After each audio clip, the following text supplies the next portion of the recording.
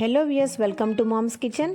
ఈరోజు మామ్స్ కిచెన్లో మనందరికీ చాలా ఇష్టమైన మటన్ కోఫ్తా కర్రీ ఎలా చేయాలో చూద్దాం. ముందుగా నేను ఇక్కడ 1/2 కిలో బోన్లెస్ మటన్ తీసుకొని వాటర్తో బాగా క్లీన్ చేసి పెట్టుకున్నాను. దీన్ని గ్రైండర్లో వేసి చక్కగా మిన్స్ చేసుకోవాలి. చూస్తున్నారు కదా, ఇలా బాగా మిన్స్ చేసుకోవాలి. ఒక పెద్ద ఉల్లిపాయని పేస్ట్ చేసి పెట్టుకోవాలి. ఒక టమోటాను గ్రైండర్లో వేసి ప్యూరీ చేసి పెట్టుకోవాలి. 2 లేక 3 పచ్చిమిర్చిని చిన్న చిన్న ముక్కలుగా చేసుకోవాలి.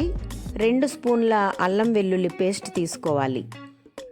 3 లవంగాలు, ఒక చిన్న దాల్చిన చెక్క, కొద్దిగా సోంపు, కరివేపాకు అవసరమవుతాయి. అంతేకాకుండా మన ఇంట్లో ఉన్న పౌడర్ స్పైసెస్ గరం మసాలా, నల్ల మిరియాల పొడి, కారం పొడి, ధనియాల పొడి, పసుపు, ఉప్పు.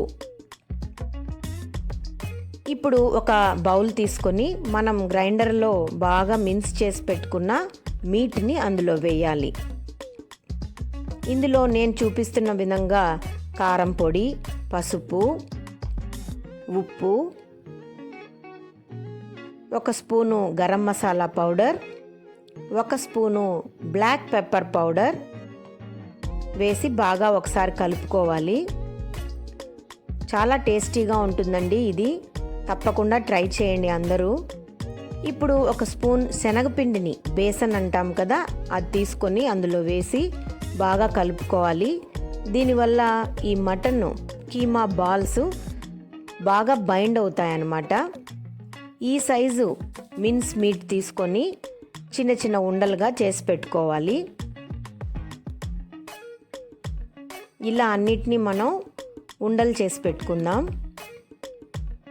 ఇప్పుడు స్టవ్ వెలిగించుకొని ఒక ప్యాన్ పెట్టుకొని డీప్ ఫ్రైకి సరిపడా ఆయిల్ వేసి వేడి చేసుకొని ఈ కీమా బాల్స్ అంతా కూడా అందులో వేసి చక్కగా గోల్డెన్ బ్రౌన్ కలర్ వచ్చే వరకు ఫ్రై చేసుకోవాలి. ఫ్రై చేసుకున్న వాటిని సపరేట్ ప్లేట్లో పెట్టుకోండి. ఇప్పుడు ప్రాసెస్లోకి వెళ్ళిపోదాం. ఒక కడాయి పెట్టుకొని ఆయిల్ వేడి చేసుకున్నాక మనం తీసుకున్న లవంగాలు, దాల్చిన చెక్క, పచ్చిమిర్చి ముక్కలు, సోంపు, కరివేపాకు వేసి బాగా వేపుకోండి. బాగా వేగాక ఆనియన్ పేస్ట్ వేసేయాలి.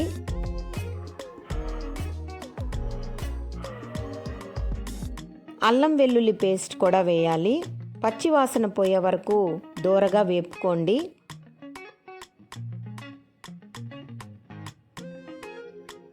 ఇప్పుడు టమోటా ప్యూరీని కూడా అందులో వేసి చక్కగా వేపుకోవాలి. లో ఫ్లేమ్లోనో మీడియం ఫ్లేమ్లోనో పెట్టుకొని పచ్చివాసన పోయే వరకు బాగా వేపుకోవాలి. ఇప్పుడు కాస్త పసుపు కూడా వేసుకోండి, కాస్త కారం పొడి, ధనియాల పొడి కూడా వేసుకొని బాగా కలుపుకోండి.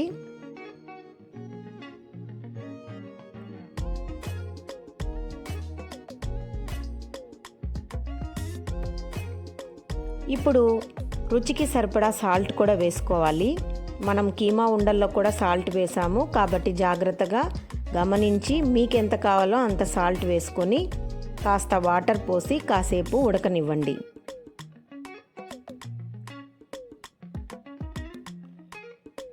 ఈ గ్రేవీ చపాతి, పూరీ, రోటీ, పుల్కాలోకి చాలా బాగుంటుంది. అలాగే అన్నంలో కూడా బాగుంటుంది.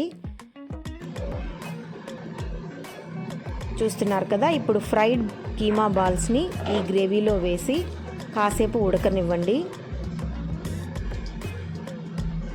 ఇంకొద్దిసేపట్లో మన టేస్టీ మటన్ కోఫ్తా కర్రీ. అన్నట్లు చెప్పడం మర్చిపోయాను, కోఫ్తా అంటే కీమా బాల్స్ అన్నమాట. ముట్టీలు అని కూడా అంటారు తెలుగులో. మటన్ ముట్టీలు అని, కొంతమంది మటన్ కీమా ఉండలు అని, అలా రకరకాల పేర్లతో పిలుస్తూ ఉంటారు.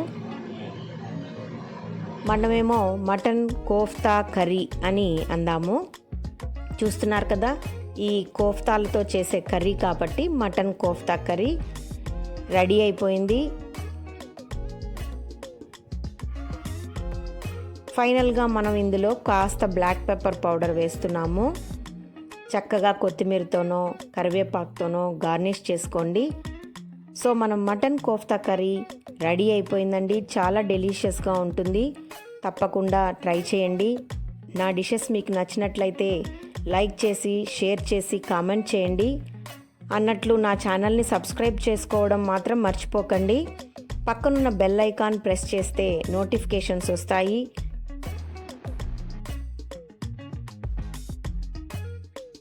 నేనేమో ఇప్పుడు లచ్చా పరాటాతో మటన్ కోఫ్తా కర్రీని సర్వ్ చేయబోతున్నాను మా పిల్లలకి. చూస్తున్నారు కదా, మీరు కూడా మంచిగా పరోటా, చపాతి, రోటీ లేదా పూరి ఇలాంటి కాంబినేషన్తో ఈ మటన్ కోఫ్తా కర్రీని తింటే చాలా సూపర్గా ఉంటుంది. మీ పిల్లలు కూడా తప్పకుండా లైక్ చేస్తారు. ఓకే అండి, మరిన్ని డిషెస్తో మీ ముందుంటుంది mom's kitchen. Bye bye, signing off from mom's kitchen.